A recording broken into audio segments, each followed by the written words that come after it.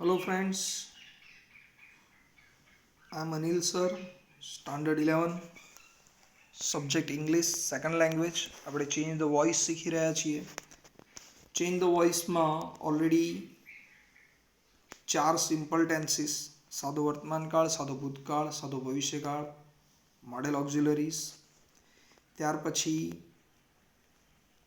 2 perfect tenses, present perfect tense અને past perfect tense પણ active પેસિવની દરેક રચનાઓ જોઈએ એક્ઝામ્પલ સાથે. દેન ચાલુ વર્તમાનકાળ અને ચાલુ ભૂતકાળ એટલે કે પ્રેઝન્ટ કન્ટિન્યુઅસ ટેન્સ અને પાસ્ટ કન્ટિન્યુઅસ ટેન્સની પણ દરેક પ્રકારની રચનાઓ અને એના એક્ઝામ્પલ આપણે શીખી લીધા. હવે થોડું આગળ વધીએ. હવે આપણે પરફેક્ટ મોડેલ ઓક્ઝિલરીઝ શીખવાના છીએ.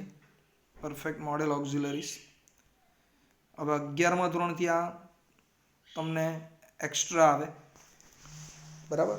પરફેક્ટ મોડેલ ઓક્ઝિલરીઝ નવો ટેન્સ. તો પરફેક્ટ મોડેલ ઓક્ઝિલરીઝ એટલે એને કેવી રીતે ઓળખશો પહેલાં તો વાક્યની અંદર મોડેલ ઓક્ઝિલરીઝનું રૂપ એટલે કે can, may, should, would, could, must, might આમાંથી કોઈ પણ મોડેલ ઓક્ઝિલરીઝનું રૂપ હોય, પછી હેવ હોય અને ત્યાર પછી V3 આપેલું હોય. જ્યારે આવી રચના તમને સેન્ટેન્સમાં જોવા મળે, આ 3 વસ્તુ ભેગું એક જ વાક્યમાં જોવા મળે તો એ વાક્ય પરફેક્ટ મોડેલ ઓક્ઝિલરીઝનું છે એવું સમજવાનું, બરાબર.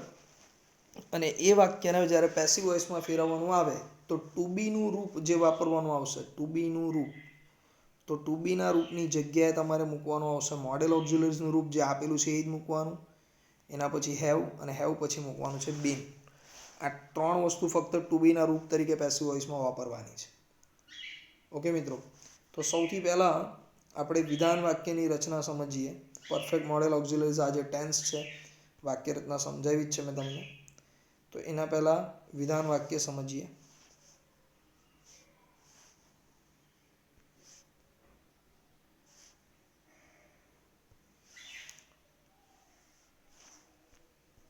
એઝર્ટિવ સેન્ટેન્સની વાક્ય રચના, વિધાન વાક્ય રચના.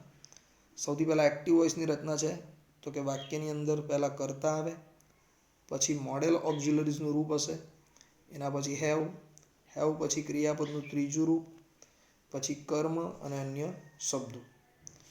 આ જે V3નું રૂપ છે, હેવ પછી જે આપેલું છે V3નું રૂપ, એને શું અથવા કોને પ્રશ્ન પૂછો એટલે તમને વાક્યનો કર્મ મળી જશે. તો પેસિવ વોઇસની શરૂઆત કર્મથી કરો, બરાબર. પછી વાક્યમાં આપેલું જ મોડેલ ઓક્ઝિલરીઝનું રૂપ વાપરવાનું, ઉપર જે આપેલું છે એ જ. હેવ પણ ઉપરની જેમ જ નીચે મૂકી દેવાનું છે, એમાં ફેરફાર નથી કરવાનો, કોઈ કાળ નથી બદલવાનો. એના પછી ટુ બીના રૂપ તરીકે મૂકવાનું છે બીન. મોડેલ ઓક્ઝિલરીઝનું રૂપ હેવ અને બીન, આ ટુ બીનું રૂપ આવી ગયું. આટલી 3 વસ્તુ. પછી ઓલરેડી વાક્યમાં V3નું રૂપ આપેલું છે તો એ જ V3નું રૂપ નીચે લઈ લેવાનું છે. હવે કર્મની જગ્યાએ આગળના કર્તાને લાવો તો એને બાય વડે દર્શાવવાનું, માટે બાય પ્લસ કર્તાનું કર્મ અને અન્ય શબ્દો જેમ છે એમ જ મૂકી દેવાના છે, બરાબર. આગળ સમજાવ્યું છે ફ્રેન્ડ્સ. એ પ્રમાણે વાક્ય રચનાઓને તમારે બોક્સમાં મૂકી દો તો શું છે, એક્ઝામ સમયે જ્યારે એનું રિવિઝન કરવું છે તો એ વધારે સરળ થઈ જશે, બરાબર. આ પ્રમાણે પટ્ટીથી વ્યવસ્થિત બોક્સ બનાવી દેવાના.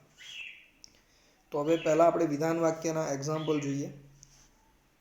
ધારો કે ફર્સ્ટ એક્ઝામ્પલ છે, we could have won the match if we had tried. આપણું મૂળ વાક્ય છે ને, અહીંયા ઇફ સંયોજકથી પાછળનું એક વાક્ય પણ આપેલું છે, બરાબર. ઇફ પછીનું એક પાછળનું આખું વાક્ય છે એ આપણા અન્ય શબ્દો છે, એને અડવાનું નથી, બરાબર. આપણું મૂળ વાક્ય છે we could have won the match. તમે ઉપરની એક્ટિવ વોઇસની રચના પ્રમાણે સમજી શકો છો. અને પહેલાં કરતા આવી ગયો, પછી મોડેલ ઓક્ઝિલરીઝનું રૂપ હેવ અને V3 આવી ગયું, એના પછી કર્મ અને પછી અન્ય શબ્દો. ઉપરની વાક્ય રચના પ્રમાણે વાક્ય આવી ગયું છે. સૌથી પહેલાં આપણે આ જે ક્રિયાપદ છે વોન, એને પ્રશ્ન પૂછો શું જીતી ગયા, તો ધ મેચ, કર્મ મળી ગયા. આ તમારો ઓબ્જેક્ટ છે, બરાબર. આ ક્રિયાપદ છે વી. તો હવે વાક્યની શરૂઆત ઓબ્જેક્ટથી કરવાની. પેસિવ વોઇસની રચના ઉપર લખેલી જ છે. સૌથી પહેલાં કર્મ જોઈશે, તો આ વાક્યનો કર્મ છે આપણો ધ મેચ. પછી વાક્યમાં આપેલું મોડેલ ઓક્ઝિલરીઝનું રૂપ મૂકવાનું. તો અહીંયા વાક્યમાં મોડેલ ઓક્ઝિલરીઝનું રૂપ છે કુડ. હેવ આપેલું છે વાક્યમાં, એ જ મૂકી દેવાનું છે રચના પ્રમાણે હેવ. અને પછી શું ઉમેરવાનું છે બીન, અહીંયા દેખાય છે બીન. તો the match could have been. હવે ક્રિયાપદનું V3 નું રૂપ, તો વાક્યમાં વોન ક્રિયાપદ આપેલું જ છે V3 નું રૂપ, તો એ જ મૂકી દીધું. પછી બાય V3 પછી બાય અને કર્તાનું કર્મનું રૂપ, તો એ મૂક્યું બાય, અને પછી વી કર્તા છે તો એનું પાછળ કર્મ થઈ જશે અસ.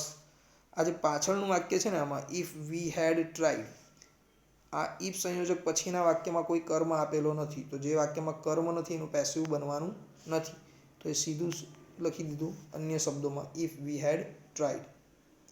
બરાબર છે મિત્રો? તો આખું વાક્ય થયું તમારું the match could have been won by us if we had tried. બરાબર.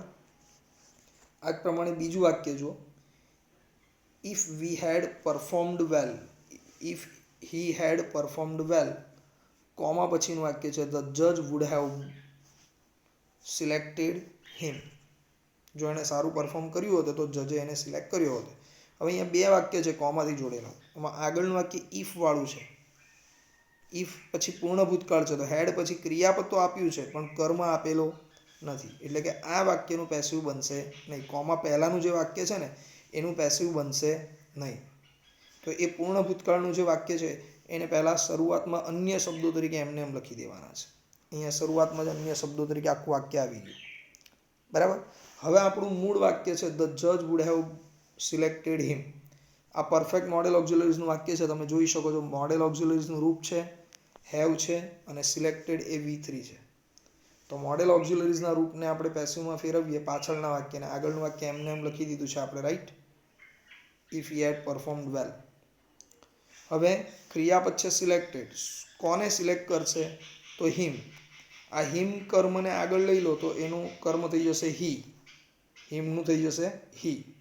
ત્યાર પછી તમારે મોડેલ ઓક્ઝિલરીઝનું રૂપ હેવ અને બીન મૂકી દેવાનું છે. તો મોડેલ ઓક્ઝિલરીઝનું રૂપ છે વુડ હેવ બીન, આ ટુ બીનું રૂપ આવી ગયું. પછી ક્રિયા વાક્યમાં આપેલું V3 નું રૂપ, V3 આપેલું છે સિલેક્ટેડ, એનો જ નીચે ઉપયોગ કરીએ. અને પછી કર્મની જગ્યાએ બાય મૂકીને આગળનો કર્તા લાવવાનો છે, તો બાય કર્તા છે ધ જજ. તો આખું વાક્ય બન્યું ઇફ હી હેડ પરફોર્મ વેલ. આગળના વાક્યમાં ફેરફાર નથી થયો. કોમા કરીને પાછળના વાક્ય પરફેક્ટ મોડેલ ઓક્ઝિલરીઝના વાક્યને પેસિવમાં ફેરવી દીધું, તો એ થઈ ગયું he would have been selected by the જજ. બરાબર છે મિત્રો? તો આ થઈ ગયા વિધાન વાક્યો. બરાબર. આઈ થિંક 2 એક્ઝામ્પલ ઇનફ છે સમજવા માટે, કારણ કે એક જ ટેન્સ ભણીએ છીએ. ત્યાર પછી નેગેટિવ સેન્ટેન્સ આપેલું છે નકાર વાક્ય રચના. બરાબર. નકાર વાક્યમાં જુઓ, પહેલાં એક્ટિવ વોઇસની રચના જુઓ. પહેલાં કર્તા, પછી મોડેલ ઓક્ઝિલરીઝનું રૂપ, મોડેલ ઓક્ઝિલરીઝના રૂપ પછી તરત જ નોટ, પછી હેવ, ત્યાર પછી V3, કર્મ અને અન્ય શબ્દો. હવે તમને પેસિવ વોઇસની રચના ખબર જ છે. V3 ને ક્રિયાપદને શું કે કોને પ્રશ્ન પૂછો એટલે પેસિવ વોઇસની શરૂઆતમાં પહેલાં કર્મ, વાક્યમાં આપેલા મોડેલ ઓક્ઝિલરીઝના રૂપનો નીચે ઉપયોગ કરો. નોટનું સ્થાન પણ નથી બદલવાનું, એ પણ એમને મૂકી દીધું. હવે આ નોટ પછી તમારે લખવાનું છે ટુ બીનું રૂપ હેવ બીન. પહેલાં મોડેલ ઓક્ઝિલરીઝનું રૂપ, પછી નોટ, નોટ પછી હેવ બીન. યાદ રાખજો આ. એના પછી વાક્યમાં આપેલું ક્રિયાપદનું V3 નું રૂપ, પછી બાય, બાય પછી આગળના કર્તાનું કર્મ, અને પછી અન્ય શબ્દો. બરાબર છે મિત્રો? તો આ થઈ ગયું પરફેક્ટ મોડેલ ઓક્ઝિલરીઝના નકાર વાક્યની રચના. બરાબર. આપણે એને બોક્સમાં મૂકી દઈશું વ્યવસ્થિત.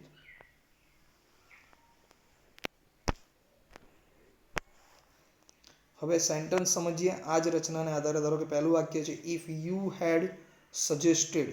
તમે જોઈ લો ફરીથી, ઇફ યુ હેડ સજેસ્ટેડ. આ પહેલું વાક્ય છે ઇફ વાળું, એમાં મુખ્ય વાક્ય છે યુ હેડ સજેસ્ટેડ. તો સજેસ્ટેડ ક્રિયાપદ પછી કોઈ કર્મ આપેલો નથી, કોમા પાસે વાક્ય અટકે છે, મતલબ કે અહીંયા 2 વાક્ય છે. તો પહેલા વાક્યમાં ઇફ વાળા વાક્યમાં કોઈ કર્મ આપેલો નથી. તો ફરીથી એકવાર કહું છું કે જે વાક્યમાં કર્મ નથી એનું પેસિવ બનશે નહીં. પેસિવ નહીં બને એટલે એને અન્ય શબ્દો તરીકે પહેલાં લખી દેવાના છે. તો એનું પેસિવ બનાવવા માટે પહેલાં ઇફ યુ હેડ સજેસ્ટેડ એમને મૂકી દીધું, રાઈટ? અન્ય શબ્દો પહેલાં આવી ગયા, ઉપરનું જ વાક્ય બેઠું. બરાબર. હવે આપણી પાસે મૂળ વાક્ય છે I could not have used it. ક્રિયાપદ છે યુઝડ. શું યુઝ નથી કર્યું? તો ઇટ કર્મ થઈ ગયો. તો પહેલાં ઇટ આગળ આવી ગયો, પછી મોડેલ ઓક્ઝિલરીઝનું રૂપ વાક્યમાં આપેલું છે કુડ, એ જ મૂકી દીધું. નોટ એની જગ્યા ઉતારી દીધો. હેવ બીન ટુ બીનું રૂપ તરીકે વાપર્યું. પછી V3, આ જે V3 આપેલું છે એ જ V3 નીચે મૂકી દીધું યુઝડ. આ કર્મની જગ્યા ખાલી પડી તો ત્યાં આગળનો કર્તા આઈ છે, વાક્યનો કર્તા આઈ છે, તેને પાછળ લઈ જાઓ તો એ થઈ ગયું બાય મી. તો હવે આખું વાક્ય છે તમારું, if you had suggested comma પાછળનું પરફેક્ટ મોડેલ ઓક્ઝિલરીઝનું નકાર વાક્ય છે એને પેસિવમાં ફેરવ્યું. It could not have been used by me. બરાબર છે મિત્રો. ત્યાર પછી બીજું વાક્ય છે, બીજું એક્ઝામ્પલ છે, હી મસ્ટ નોટ, અહીંયા નોટ લખવાનું ભૂલી ગયો હતો માટે ઉપર લખેલું છે, he must not have left that office till now. હવે અહીંયા પણ ફરીથી જુઓ, ધેટ સંયોજક પછીનું વાક્ય છે ઓફિસ ટીલ નાવ. બરાબર. તો એ સમય દર્શાવતા શબ્દો છે, તો સોરી, અહીંયા તમારા ટીલ નાવ પાછળના અન્ય શબ્દો છે સમય દર્શક. હવે શું છોડી ગયા, તો ધેટ ઓફિસ, એ કર્મ થઈ ગયું. તો એનાથી શરૂઆત કરીએ. ધેટ ઓફિસ પછી મોડેલ ઓક્ઝિલરીઝનું રૂપ મૂકી દીધું અને નોટ મૂકી દીધું, મસ્ટ નોટ. હવે ટુ બીનું રૂપ મૂકવાનું છે હેવ બીન.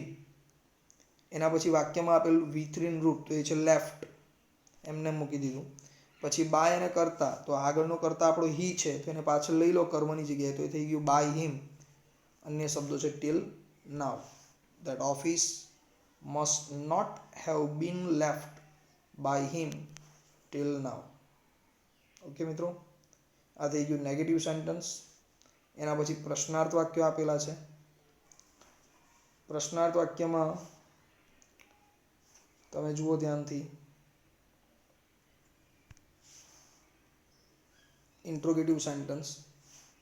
એક્ટિવ વોઇસની રચનામાં પહેલાં મોડેલ ઓક્ઝિલરીઝનું રૂપ પ્રશ્નાર્થમાં હશે, પછી કરતા હશે, એના પછી હેવ, V3, કર્મ અને અન્ય શબ્દો અને પાછળ પ્રશ્નાર્થ ચિહ્ન. એનું જ પેસિવ કરો તો પહેલાં મોડેલ ઓક્ઝિલરીઝનું રૂપ આગળ જે છે એ જ રૂપ મૂકવાનું ફેરફાર વગર.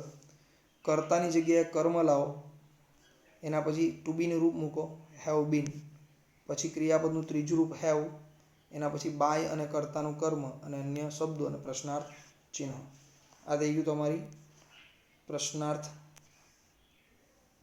વાક્ય રચના. બરાબર.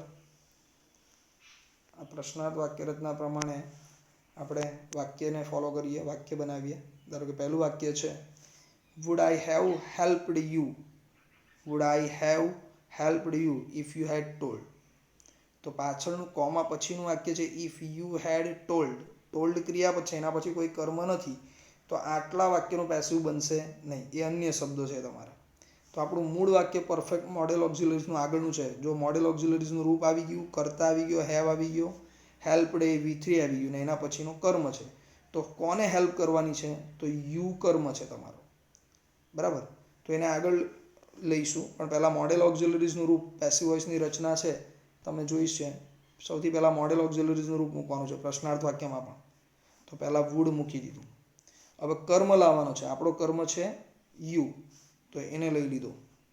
હવે જોઈશે કર્મ પછી ટુ બીનું રૂપ, તો હેવ બીન મૂકવાનું છે, બેઠું છે, તો એ મૂકી દીધું હેવ બીન. હવે વાક્યમાં આપેલું V3નું રૂપ, હવે V3 છે હેલ્પડ, તો એ જ નીચે મૂકી દીધું. પછી બાય પ્લસ કર્તાનું કર્મ, તો એ છે આઈ તમારો કર્તા છે, તો એનું થઈ જશે બાય મી. બરાબર. અને અન્ય શબ્દો છે ઇફ યુ હેડ ટોલ્ડ, પ્રશ્નાર્થ ચિહ્ન. બરાબર. આખું વાક્ય છે, would you have been helped by me if you had told. બીજું વાક્ય જુઓ. બીજું વાક્ય છે, where could they have arranged a meeting. Where could they have arranged a meeting. હવે WH પ્રશ્ન આવી ગયું, તો WH પ્રશ્નમાં WH પ્રશ્ન પહેલાં સીધો નીચે મૂકી જ દેવાનો વેર, પછી મોડેલ ઓક્ઝિલરીઝનું રૂપ પણ મૂકી જ દેવાનું કુડ. હવે વારો આવ્યો કર્તાને બદલવાનો. કર્તાની જગ્યાએ કોને લાવીએ છીએ આપણે, કર્મને. તો શું અરેન્જ કરવાનું છે, અ મીટિંગ, તો એ કર્મ થઈ ગયો, તો મીટિંગ આગળ આવી ગયો, અ મીટિંગ. પછી ટુ બીનું રૂપ આવવું જોઈએ, તો એ આવી ગયું હેવ બીન. ઉપરની રચના મુજબ જ હું બોલું છું. પછી ક્રિયાપદનું V3, તો અરેન્જડ V3 આવી ગયું. પછી બાય અને આગળના કર્તાને પાછળ લઈ જાઓ, તો એ થઈ ગયું બાય ધેમ અને પ્રશ્નાર્થ ચિહ્ન. ઓકે ફ્રેન્ડ્સ, તો આખો વાક્ય છે where could a meeting have been arranged by them question mark. તો આ થઈ ગયું મિત્રો તમારું પરફેક્ટ મોડેલ ઓક્ઝિલરીઝ. એક નવો ટેન્સ 11મા ધોરણમાં આવે છે એનું પેસિવ વોઇસ. બરાબર, બધા જ પ્રકારની વાક્ય રચનાઓ મેં તમને સમજાવી છે. આઈ થિંક તમને પ્રોપરલી સમજ પડી હશે. બરાબર, પહેલાં વાક્ય લખી દેજો નોટબુકની અંદર અને પછી વિડીયોને એકવાર ધ્યાનથી પાછું જોજો તો તમને ચોક્કસપણે ક્યાં કયો ફેરફાર થાય છે અંડરલાઇન કરીને બતાવ્યું જ છે તો એ તરત ખ્યાલ આવી જશે. ઓકે ફ્રેન્ડ્સ, થોડી પ્રેક્ટિસ જરૂરી છે. પ્રેક્ટિસ ચોક્કસ કરજો આની અને વાક્ય રચનાઓને ચોક્કસ ધ્યાનમાં લેજો. એ પ્રમાણે જ વાક્ય બને. એક પણ વાક્ય રચનાની વિરુદ્ધમાં બનતું નથી. બરાબર, સો પ્રેક્ટિસ જરૂરી છે. ઓકે ભાઈ ફ્રેન્ડ્સ, બાકીના ટેન્સ અને પેરેગ્રાફ પ્રેક્ટિસ આગળના વિડીયોમાં જોઈશું આપણે. Till then by.